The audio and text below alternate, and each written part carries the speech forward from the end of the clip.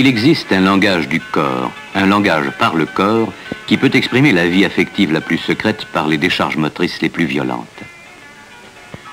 Ce mode archaïque d'expression prend des formes collectives ou individuelles qui, selon les cultures et les époques, sont considérées ou non comme pathologiques.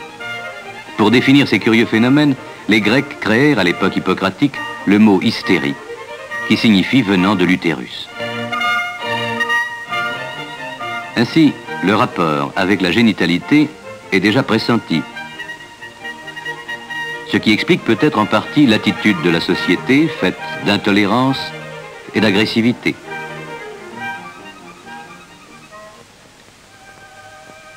C'est à Paris, dans le cadre de la Salpêtrière, que Charcot, dans un esprit scientifique entièrement nouveau, place l'hystérie au centre des préoccupations médicales de son époque.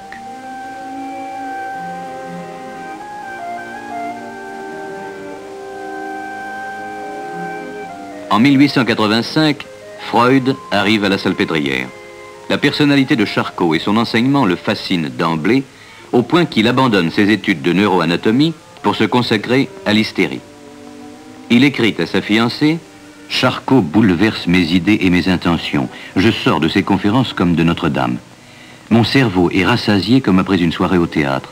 Je ne sais si la semence fructifiera un jour. » En effet, 10 ans plus tard, il sera amené à proposer des idées révolutionnaires pour essayer de déchiffrer le sens de l'hystérie.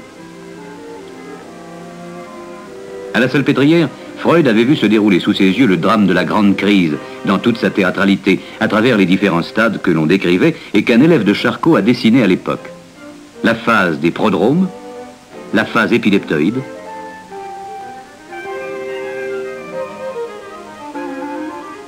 les grands mouvements, tels ceux en arc de cercle ou phase de clownisme, les attitudes passionnelles et les hallucinations, enfin la phase de résolution.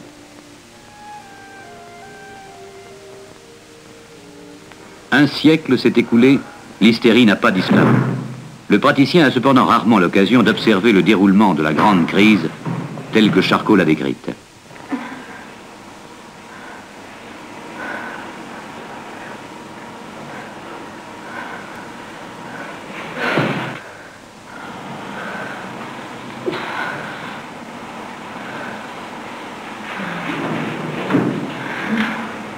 Elle s'extériorise sous forme de décharge motrice riche de significations symboliques.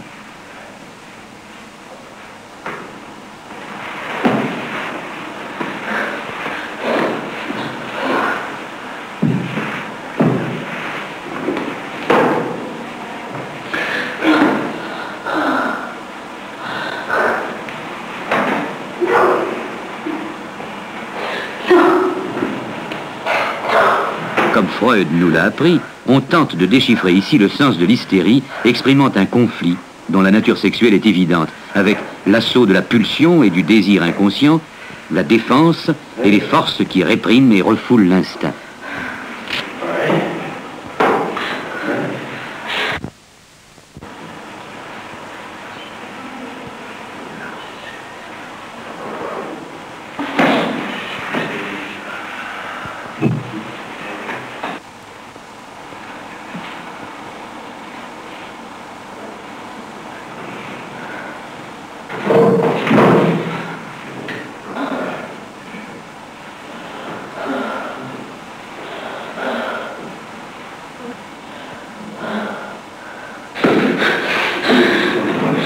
Toutes ces manifestations, émergeant des profondeurs du monde de l'inconscient, sont en effet l'expression de rêves, d'hallucinations, de fantasmes, liés au désir, à des réminiscences traumatiques.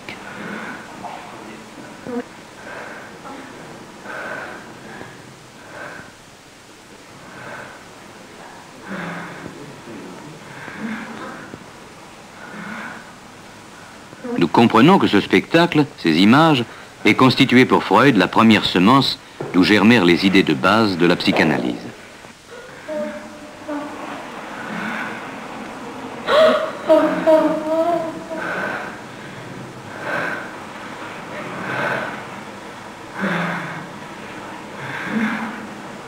Chez cet autre malade, le conflit s'exprime sous forme d'une crise moins spectaculaire, dont le sens n'est pas moins clair. Il s'agit de l'expression corporelle d'une idée intolérable, c'est-à-dire d'une conversion somatique.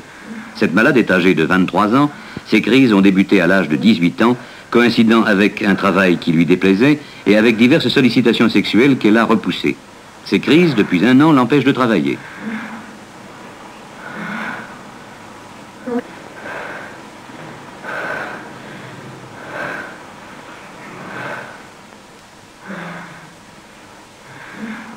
La triple fonction du symptôme apparaît déjà. Expression d'un conflit inconscient, fuite dans la maladie, désinsertion sociale.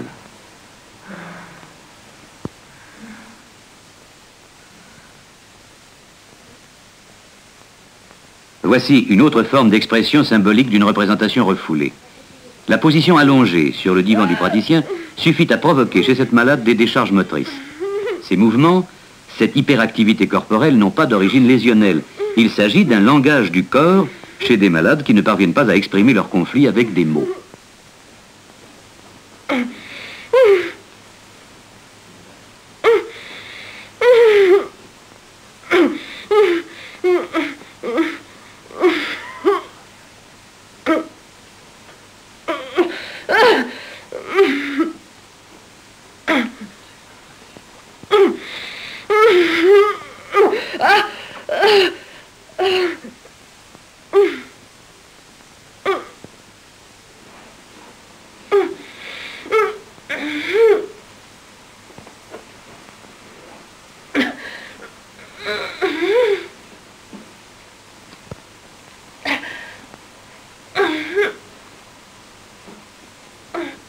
Il s'agit véritablement d'un langage, nécessitant la présence d'un interlocuteur. La signification reste hermétique pour le sujet.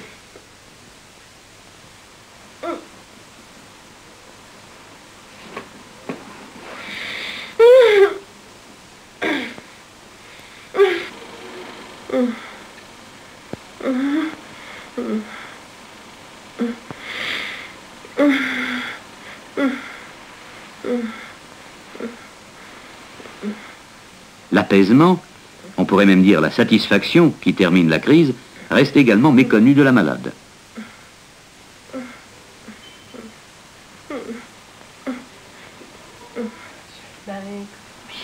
Si je me trouve dans un endroit que je suis debout, j'ai les jambes qui tremblent, j'ai l'impression que je vais tomber. Et vous entendez bien avec votre mari? Très bien. Votre fils vous donne satisfaction? Oui, oui.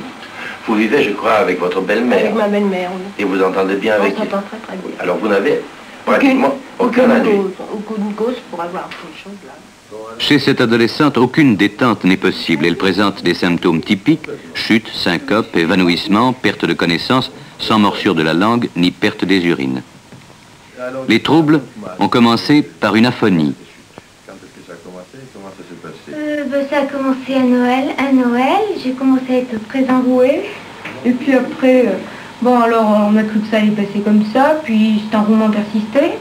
On m'a amené chez mon docteur de famille qui m'a donné quelque chose contre l'enrouement, bien sûr. Puis jamais douté de choses pareilles. Puis plus je prenais de médicaments, c'était des suppositoires, je crois. Plus je ne pouvais plus parler, j'étais devenue presque aphone. Alors il a décidé de me faire voir un laryngologiste. Ce laryngologiste m'a fait un examen des cordes vocales et il a trouvé que c'était normal. Il m'a dit ben, ça doit peut-être provenir des nerfs. Il me prend un rendez-vous chez un neurologue. Et alors c'est de là. Et puis j'étais encore très enrouée. Puis j'ai commencé à m'évanouir. Je sais pas si c'est fin janvier, début février, enfin je sais pas. Puis alors après, ça s'est enchaîné jusqu'à maintenant. Puis je suis arrivée à une performance de 7 et 8 fois, 9 fois, même une fois par jour.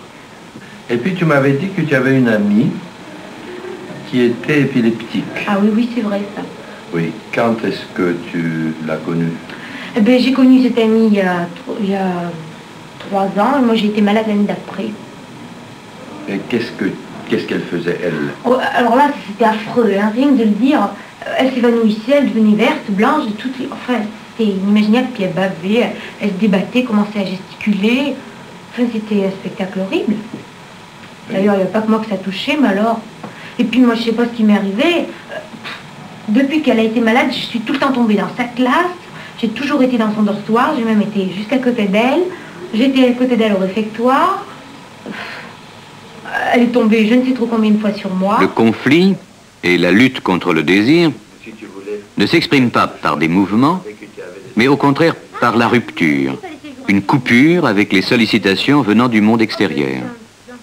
Ces troubles, liés à la crise d'adolescence, ont bien réagi à une psychothérapie brève. Complètement malade. Il y a combien de séjours tu as fait dans la clinique? Deux fois, et chacun de 15 jours. Oui. Qu'est-ce que tu prends comme médicament maintenant? Rien.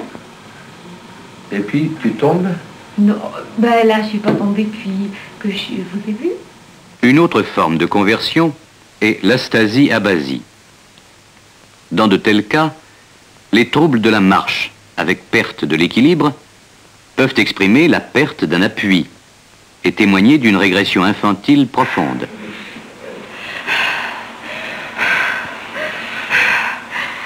J'en peux plus.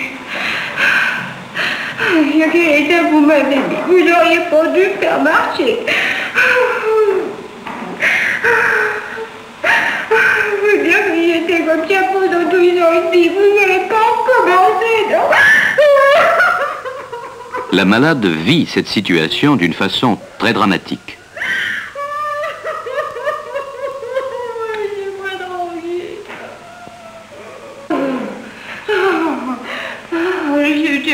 Là, j'en peux plus, je fais pas complètement épuisée. Après la disparition du symptôme, cette malade est méconnaissable. Néanmoins, elle n'est pas à l'abri d'une rechute. Aussi, une relation psychothérapique suivie jouera-t-elle un rôle préventif. En coopération, le médecin traitant et le psychothérapeute assumeront ensemble la charge de ce cas difficile. Dans cet autre cas, l'astasie-abasie s'accompagne de troubles variés, dysphonie, polyalgie. Il semblerait en effet que les manifestations motrices, jadis spectaculaires, cèdent peu à peu la place, dans le contexte culturel de la société moderne, à des expressions d'ordre sensitif, plus difficiles à interpréter. Ici, là. Oui. Là, puis alors j'ai mal ici dans le dos, de Oui. ce côté, là, comme ça, là. Oui. Et puis là, en dessous le bras. Oui. Puis, alors ça me tire jusque dans la cuisse. Hein. Là, et Oui. puis les mollets, là. Oui. C'est ce qui m'a... Et puis alors j'ai quelque chose, on dirait, qui me crispe à l'intérieur, Oui. qui m'arrête, qui m'empêche de parler aussi bien et de marcher. Oui. Et puis? Je sais pas comment vous expliquer ça.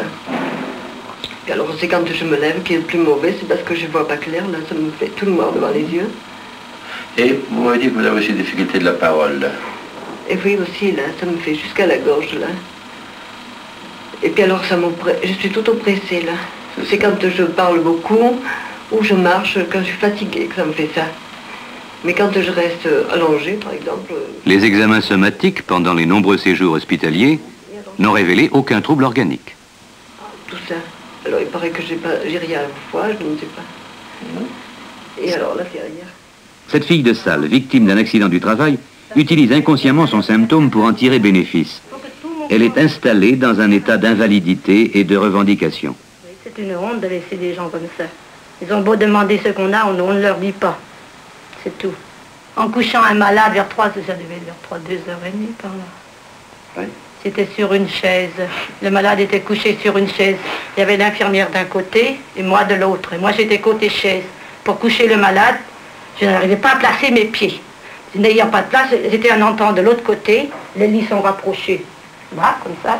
Une chaise, la table de nuit et puis moi à côté. Le malade était petit. S'il avait été grand, j'aurais pu m'appuyer sur lui. Et comme il était petit, j'aurais passé par devant. Et il était gros et petit. Eh bien, j'avais pas de place, il n'y avait pas de solution. J'ai couché mon malade. Une fois couché, aïe, j'ai dit ça y est, je me suis fait mal. Et puis c'est tout. Moi, j'ai continué ma journée. Oui. Et depuis? Depuis, il n'y a pas une minute. Il n'y a pas une minute que ça a été. Oui. Pas une minute. D'abord, il y a mon dossier à Beaujon, chez le docteur qui a fait la déclaration. J'ai été le voir plus de 20 fois. Oui. Mais c'est déjà beau que je ne suis pas restée paralysée complètement, oui. Ça, c'est déjà beau. Que je suis revenue à peu près à moi, parce que j'ai été loin, hein. J'ai vraiment été touchée. Hein. Oui. Pourquoi vous croyez que vous aurez... Comment j'étais incapable d'aller dans la rue toute seule et incapable d'aller nulle part toute seule. Toute seule, impossible d'aller dans la rue. C'était pas de la mauvaise volonté, c'était je ne pouvais pas. Ça s'est réveillé petit à petit.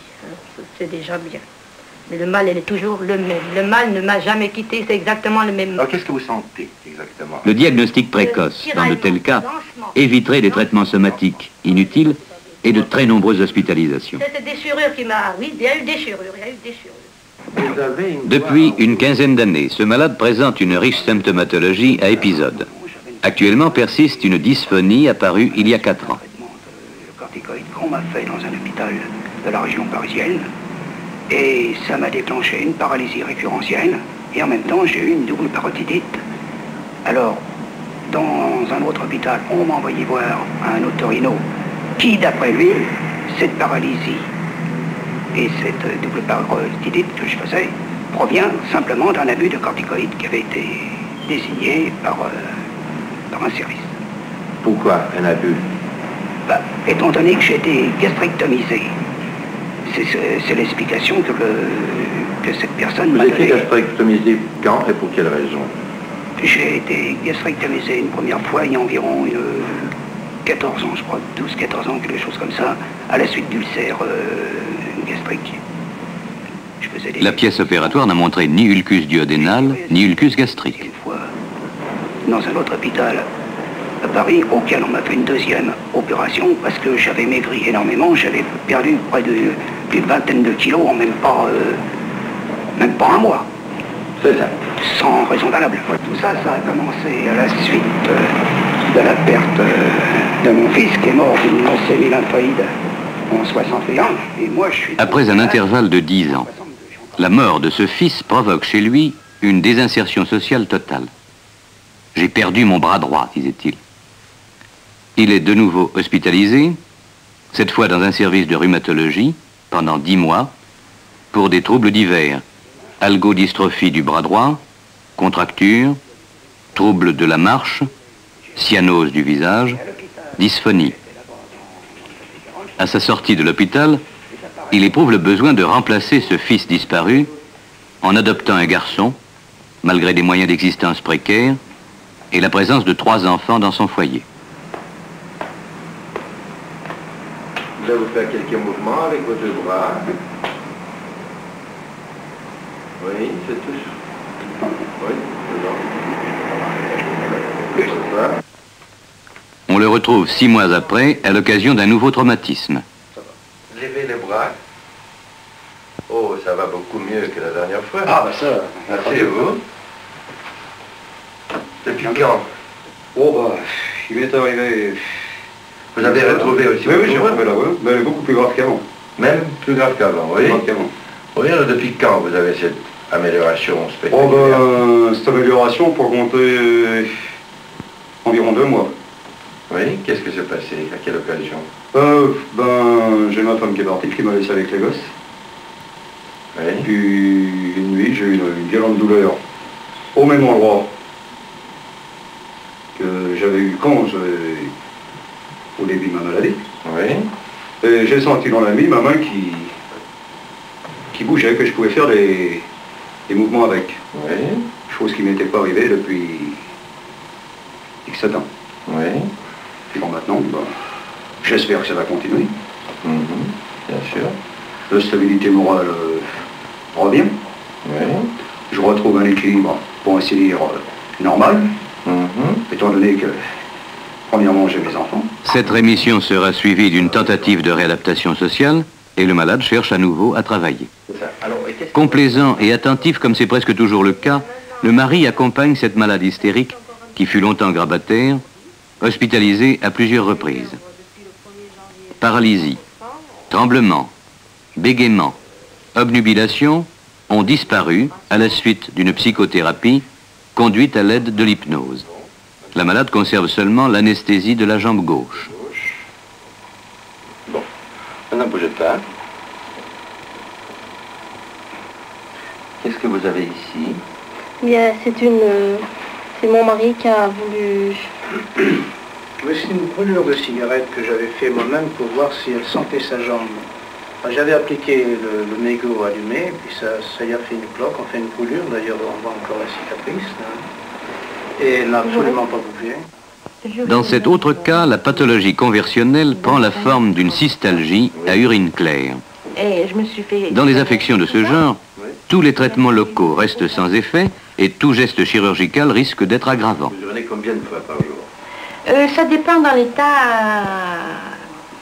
que je me trouve. C'est surtout quand je sors. Oui. Je suis chez moi peut-être une fois tous les heures, c'est quand même beaucoup. J'ai du mal quelquefois à m'asseoir et ça se comprime surtout tout le côté gauche. Oui. Et alors j'en avais parlé à mon docteur. Il m'avait dit que c'était des colystes du côté gauche que j'avais.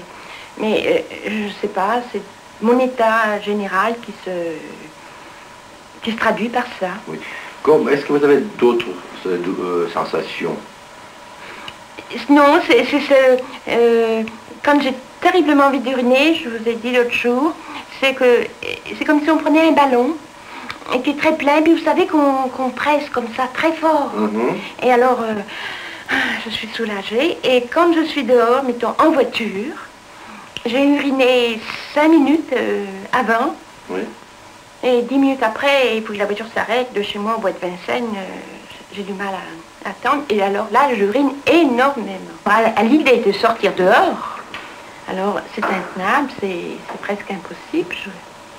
Comme je vous ai dit l'autre jour, je pars, mettons, de la rue de Turenne. Je vais sur le boulevard, Pays du Calvaire. Je vais pas plus loin que le Jardin des Plantes en autobus. Là, on descend de l'autobus. Water. Après ça, on prend un autre autobus, au plein, redescend, re-Water, et après ça, je peux arriver à l'hôpital Cochin, où je cherche les Water en vitesse. Vous m'avez dit la semaine dernière que vous avez eu d'autres douleurs en dehors de la vessie. Voulez-vous me les décrire, s'il vous plaît? Oui, docteur, j'ai des points dans le dos, j'ai mal à la tête, j'ai un petit peu mal partout, mais je supporte ça bien parce que c'est mon caractère. Oui. Je suis très gaie. Oui. Mais il y a des fois, quand j'y pense de trop, j'ai quand même un mouvement de découragement parce que je me soigne depuis tellement longtemps et jamais rien. Qu'est-ce qu'on vous a fait comme ça? Chez cette malade, le comportement n'évoque pas l'angoisse. Il prête même à rire. Elle rit avec nous. Mais l'angoisse s'est convertie en une autre souffrance, une gêne considérable qui ne doit pas rester incomprise. Je ne vais pas vous dire ce que c'est. On m'a fait une piqûre en bas, vers les reins, là, je ne sais pas quoi. Et cette piqûre m'avait fait tellement mal que je me suis retrouvée dans la rue, j'avais perdu la mémoire. Je ne savais plus rentrer chez moi. Je ne savais plus où c'est que j'étais. J'ai dit alors à quoi? Reviens, t'es venu en métro, retourne où tu étais, prends un taxi. J'aurais pas su donner mon adresse. Ça va beaucoup mieux parce que je vois souvent des docteurs. Peu de médecins ont compris sa demande. Qui me suit depuis des années, mais ils ont beaucoup de clients, alors il faut que ça aille très vite. Oui. Et jamais quelqu'un s'est intéressé à moi. Ce malade de 27 ans, atteint de tremblement de la main droite, est ajusteur. Depuis 1 an, il ne peut plus ni manger de la main droite, ni se raser, ni écrire, ni souder. Oui, de ma main droite, quoi, parce que je tremble. Oui. Je peux bien faire des points, mais des soudures en longueur très longues, je peux pas, quoi. C'est pas régulier, je peux pas. Oui. Pour écrire, je peux, pour la main droite, je peux pas non plus. C'est ça. Alors essayez de prendre des objets.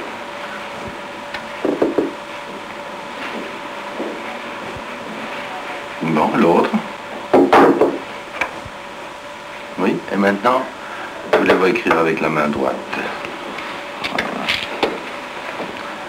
Oui, de la neige.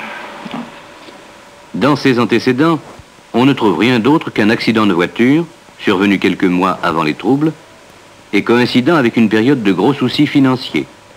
Il faut noter également sa très forte agressivité à l'égard de son père.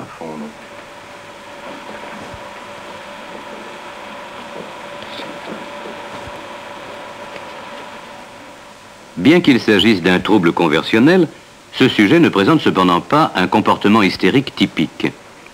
Il ne tire aucun avantage de son symptôme, puisqu'il a appris à écrire de la main gauche, et qu'il continue toujours de travailler normalement. Profondément perturbée dans sa féminité, cette femme de 38 ans a subi à l'âge de 19 ans une hystérectomie totale, opération suivie de troubles de conversion, paralysie, algie, cécité, troubles moteurs et sensitifs, qui ont nécessité de nombreux séjours dans plusieurs services de médecine et de chirurgie, et finalement de psychiatrie. On m'a enlevé un ovaire et une partie de l'utérus et ligature des trompes. Par la suite, les symptômes de conversion somatique ne suffisent plus pour exprimer ces conflits, et chez cette malade va se produire une dissociation avec le phénomène de dédoublement de la conscience. Avec un monsieur que je ne connaissais pas du tout. Oui. Moi, je l'avais vu comme ça et c'est tout, mais je le fréquentais pas, je le connaissais pas, je n'ai rien, absolument rien. Oui, et puis... Je suis partie, je suis venue à Paris. Et de temps en temps, je retournais vers mon mari. Parce que cet homme, en somme, je ne le connaissais pas, je lui trouvais beaucoup de défauts, je ne pouvais pas m'entendre avec lui, ça ne pouvait pas. On se trouve en présence ici du phénomène de la double existence psychologique, qui fit l'objet au siècle dernier des travaux célèbres de Pierre Janet, Alfred Binet, Breuer et Freud. Je sais très bien ce que je faisais. Alors, au lieu de rentrer chez ma sœur, j'allais à l'hôtel, et le lendemain, j'étais tout étonnée de me retrouver dans une chambre que je ne connaissais pas. Non, je ne me souviens pas, je ne peux pas me souvenir. Je me souviens quand je travaillais, mais je ne me souviens pas quand j'étais à l'hôtel. Au cours de cette fugue amnésique, elle réalise le désir interdit. Le refoulement est tel que, même en exploration sous hypnose profonde, elle n'arrive pas à remémorer les événements couverts par l'amnésie. Je me souviens que je rentrais toute seule à l'hôtel, mais lequel hôtel, je ne me souviens pas. Et comment ça... Où se trouvait cet hôtel?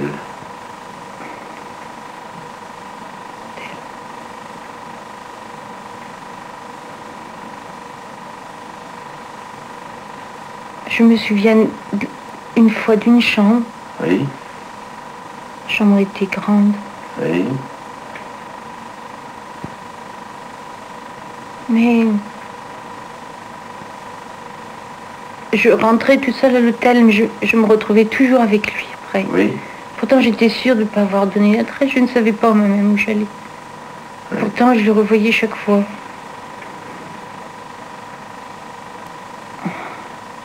Oui. Je voudrais pouvoir oublier tout ça, mais je n'y arrive pas. Ça me fait mal.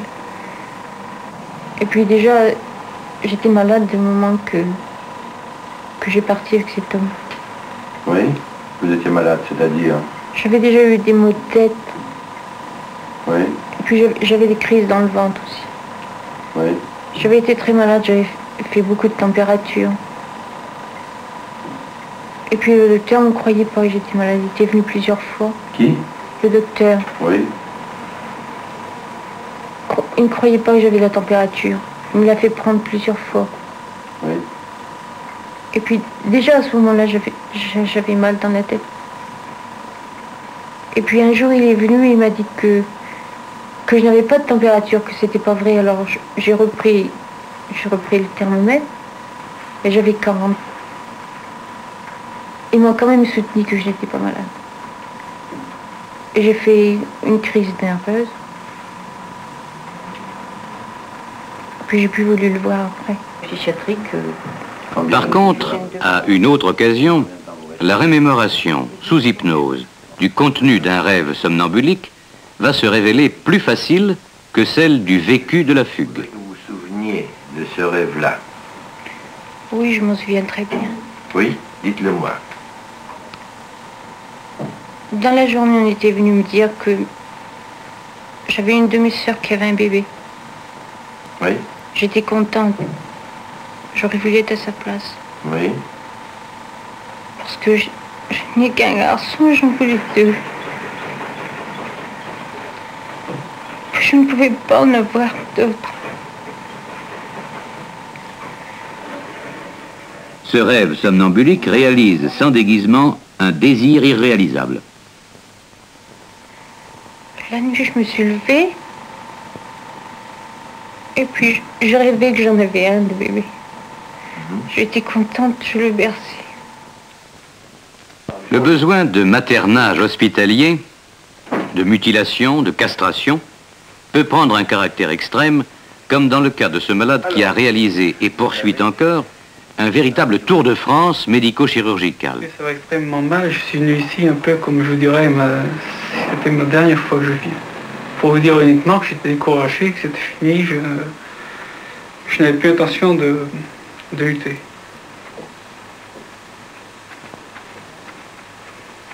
Oui. comprenez ce que je veux dire. Oui. J'avais plus l'intention de réagir parce qu'il n'y avait plus moyen de réagir. C'est pas possible. Je ne dors plus du tout. J'ai mal comme j'ai jamais eu mal, surtout la nuit à partir de 3 heures jusqu'à 9 et 10 heures. Les troubles ont commencé dès l'adolescence. Vers les 7h30 à 16 ans, j'avais 16 ans à l'époque. En réveillant, on avait une grande glace dans la pièce, dans l'appartement, dans la chambre. Et comme ça, tout d'un coup je vois, mais je dis mais qu'est-ce qui m'arrive? Vous voyez mon corps qui se soulevait, mon thorax qui se soulevait comme un accordéon, exactement l'accordéon qu'on tire dessus et qui se rabat. Alors je me dis, tuberculose, je connaissais pratiquement pas de maladie, je me dis tuberculose, c'est un truc comme ça, mais je dis c'est pas possible. Alors qu'est-ce qui reste? Ben, j'avais entendu parler de la poliomyélite, et puis je me dis tout de même, la poliomyélite, j'imagine que ça me foutrait également par terre. Et puis qu'est-ce que je fais? J'avais le fusil, je le prends, et je tire des pigeons. J'abats des pigeons et je rentre à la maison. Mon Dieu, ça devait faire encore des mouvements, mais que je voyais plus, et puis que en somme ne me faisait pas tellement souffrir, puisque autrement, tout de même, je ne faisais même pas tuer des pigeons. Alors ce n'était pas douloureux? Alors ce n'était pas douloureux, les mouvements en eux-mêmes n'étaient pas douloureux. Oui. Alors ces mouvements n'ont pas cessé depuis? Ces mouvements, depuis, à vrai dire, ils n'ont jamais cessé. Ils ont changé de forme sur différentes années, sur différents mois, même voire dans différentes journées, où des mouvements étaient véritablement des mouvements précipités, alors que tantôt, ils étaient des mouvements lents. L'expression corporelle de fantasmes inconscients, la conversion, se manifeste ici par des mouvements spasmodiques de la musculature abdominale. Le principal, c'est une torsion. Je sens que ça me tord à l'intérieur, tout en tirant, tout en tiraillant, tout en écartant. Vous voyez, écarteur, tiraillement. Et ça provoque une douleur vive. Mais la véritable douleur, qui tout de même est la plus à retenir, il me semble, c'est ces écartements, ces tiraillements. Et que la douleur en elle-même, ce qu'on entend par douleur propre, n'est que l'effet de ces mouvements. Chez ce balafré du ventre, la complaisance somatique s'est trouvée entretenue par une complaisance médicale. Je n'ai pas d'aise, même maintenant, je dors plus. Parmi la centaine de médecins qu'il a consultés, certains l'ont reconnu d'emblée comme psychopathe. Malgré cela, il a réussi à subir une vingtaine d'interventions, parmi lesquelles plusieurs laparotomies exploratrices, 2 colectomies partielles, une splanchnicectomie, une phrénicectomie, 3 interventions stéréotaxiques, sans parler de nombreuses explorations endoscopiques. Littéralement, qu'est-ce que vous avez eu comme intervention? Alors un dolicocollant, colectomie droite, dolicocollant. Sur le rein aussi. Néphroplexie, mais 2 ans après ça. C'est alors que vous êtes venu à Paris et vous êtes rentré à l'hôpital de la Hennec. Et je suis venu à Paris, je suis rentré à l'hôpital de la Hennec. Qu'est-ce qu'on vous a fait là? Alors là, on m'a refait les examens. C'est un médecin allemand qui a dit qu'il fallait revoir, c'était un cas intéressant, il fallait revoir en image de l'hélicocolon, que vraiment ça m'intéressait. Alors on a radiographié l'intestin et on a vu qu'en effet on avait laissé un morceau d'intestin. On n'avait pas enlevé, en principe on aurait dû enlever. Alors on est intervenu sur le colectomie droite limitée en ce moment-là, et distension de l'anse iléo. Et alors, ensuite vous êtes allé? Ce malade atteint un record de consommation hospitalière, inutile et néfaste pour lui-même, et de plus extraordinairement coûteux à la société. Là, on m'avait trouvé un soi-disant hernie hiatale, exactement. Une hernie hiatale. Alors on m'a dit, on va essayer de corriger ça. On ne sait jamais, c'est pas ça qui pourrait éventuellement provoquer vos mouvements. On va voir ce que ça donne. On vous a opéré? Alors on a opéré, oui. On a refait un hiatus œsophagien. On n'avait pas vu l'ulcère même pendant l'opération, mais lui a trouvé le moyen d'en voir. Il m'a dit, écoutez, c'est pas difficile, c'est un truc qui n'est pas courant, c'est un ulcère calleux. J'ignorais tout, calleux ou bulbeux ou tout ce qu'on voudra. Alors il me dit, écoute, je te prends à l'Espérance, c'est une clinique à la Convention là-bas. Vous a opéré? Et on va t'opérer. S'il n'y a pas d'ulcère, il me dit, je te fais une vagotomie, c'est-à-dire je te couperai le nerf pneumogastrique. S'il y a l'ulcère, je l'enlève. Dis donc, tu as tout à gagner, rien à perdre. Bon, alors, il opère et il n'y a pas d'ulcère. Il ne fait pas d'agotonie, ni il ne fait pas d'intervention d'estomac. Quel diagnostic a-t-on posé? Alors, dystonie immense, considérable, entre parenthèses. Et après, notre médecin neuropsychiatre qu'on a fait venir avant d'intervenir, puisque l'intervention était décidée même avant de rentrer à l'hôpital. Et donc, il n'y avait pas de problème, il avait fallu mobiliser tant de médecins et tout. Il a posé un autre diagnostic. Et ce médecin a dit, pour moi, je pense qu'il s'agit de synestopathie. Alors, du fait qu'il y avait la synestopathie, l'intervention risquait de ne pas aboutir. C'est-à-dire qu'ils ont parti de ce but pour remettre l'intervention éventuellement à plus tard. Tu es parti à Marseille? Alors de là, je suis parti, on m'a conseillé à Marseille, chez un grand docteur. Et ce docteur m'a fait des examens, il m'a dit qu'il voulait lui faire de sa main, de sa province, parce que c'était trop important. Donc vous avez fait un électroencéphalogramme. Électroencéphalogramme et un autre examen qui s'appelle cardiosolique. Encéphalographie gazeuse. Oui, mais c'est différent, c'est un cardiazole. D'accord. Vous avez été hospitalisé à Marseille? Alors là, on m'a hospitalisé également à Timone. Et on m'a fait un traitement sur 1 mois. Et après là, on m'a dit, bon, ben, on va vous passer un médecin qui est encore plus poussé que nous. Mais... Qu'est-ce qu'il vous a fait? Alors là, je suis resté très peu de temps parce qu'il a voulu... j'ai plus que j'avais affaire à un médecin qui s'intéressait à des affaires strictement psychiques. Alors... Il refuse d'être considéré comme un malade psychique. Dès qu'il se trouve entre les mains d'un psychiatre, il signe sa pancarte et disparaît sans laisser de traces. On le retrouve quelques mois plus tard dans un nouveau service de chirurgie. Chez ce polyopéré caricatural, nous nous trouvons aux confins de la névrose et de la psychose. C'est tout indiqué. On a fait 3 interventions sur le faisceau pyramidal. Une d'abord sur la gauche, ensuite sur la droite. Et un 3e temps, on a dit, une première fois, nous n'avons pas pris suffisamment, comme c'était le début, nous avons voulu y aller modérément, et peut-être même que c'est à refaire une 3e fois. On a refait une 3e fois, et cette 3e fois, plutôt, était un échec. Devant cette variété de manifestations multiples, labiles, étranges, dont le caractère outrancier et ostentatoire le frappe, le praticien a tendance à nier le trouble qu'il ne ressent pas comme vrai. Il est enclin même à considérer le malade comme simulateur ou pervers. Il lui est cependant difficile d'éluder la réalité clinique et de nier le fait que derrière ce symptôme se dissimule un drame venant des profondeurs.